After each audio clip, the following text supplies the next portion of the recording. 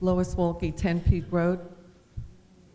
All I could say is, wow, I just wish some of our council people were 1/10 as well-read and well-informed as Esther Nemitz and some of the other people who came up here to speak tonight.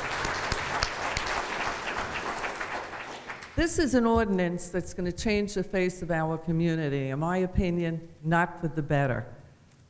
And this council has never even been shown the application. This is information that is necessary to make an intelligent decision. Why? Why is it being hidden? What's in it that they don't want us to see? Second of all, who makes up the plan? It took 3 residents to pry the answer out of 2 attorneys. Who makes up the plan? We get none answer after none answer. How can the residents know what is best for them? We think we know. You people sure as heck aren't helping us at all. You're not answering our questions. I don't believe you're doing your due diligence. I think you're being handed information, you're reading it, and you're not really thinking about it in prior votes, just like the budget. Person after person came up and spoke against it. You did not have the information. With the police director, people came up and spoke about it, gave salient facts. It did not make one bit of difference. Also, I was reading in the paper, Mr. Lair is also the attorney, I think it was for Monroe Township. It was recently, your name was in the paper. I'm sorry, I left the paper. I don't want to, through the chair. Whatever the township was, and I will bring the paper next time, you did one heck of a job protecting them. You did, because it was a shopping center, I believe, that was turned down. A developer kept coming in, and I'm sorry I forgot to bring it. You protected them well. I would like to see you protect this town like you are protecting or did protect them. I mean, I hear people asking about bonding. I hear people asking about eminent domain. It wasn't written into this ordinance. Who is this township attorney protecting? From my viewpoint, it does not look like he is protecting the people. And I do have respect for Mr. Lair as a zoning attorney, but I've seen many occasions where I've come up and we've had difference of opinion. I do not believe you're protecting this township and this council. I think you are protecting the administration, and you and I have discussed it. And I feel very badly about it, and I feel worse for the people of Edison. And being very pragmatic about this, the people on the redevelopment agency do not have to necessarily be residents of Edison. I too would like to see that in the ordinance. I want people who have a vested interest in this town. When they make a decision, that decision is going to impact them. They are not going to make a decision for us and then go back to P-PAC or Bernardsville or someplace else. I want them to live with the decisions that they make for us in Edison. Thank you. Thank you. First-time speakers. Sir.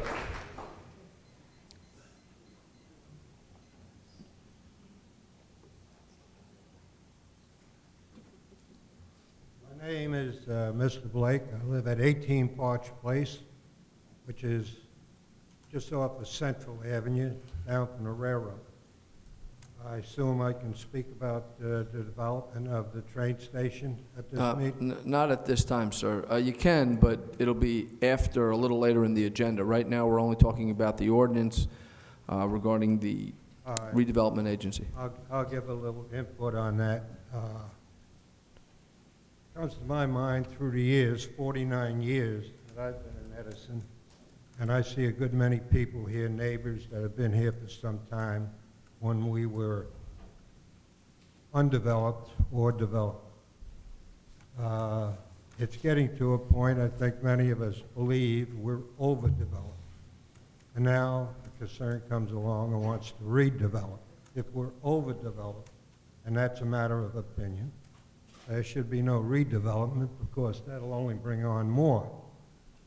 But something's entered my mind, and I'm very devious, and I hate to spill this because wrong people could pick it up.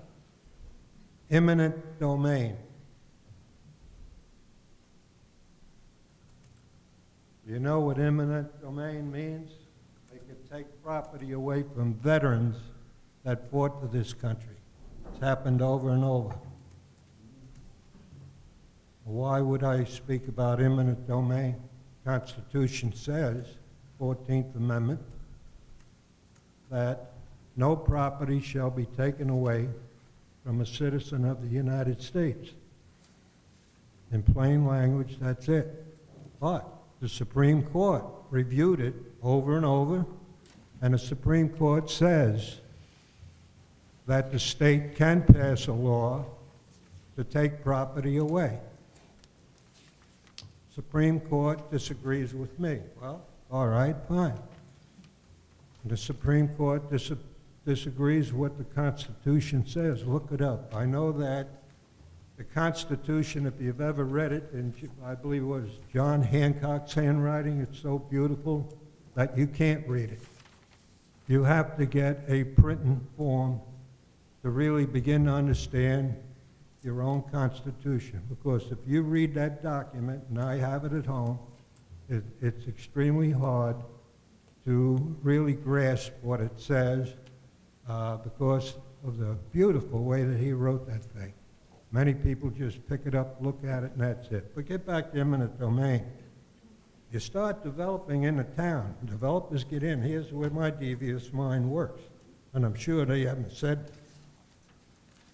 And once they start developing, if something's in their way 2, 5 years, 10 years from now, they can take it through eminent domain.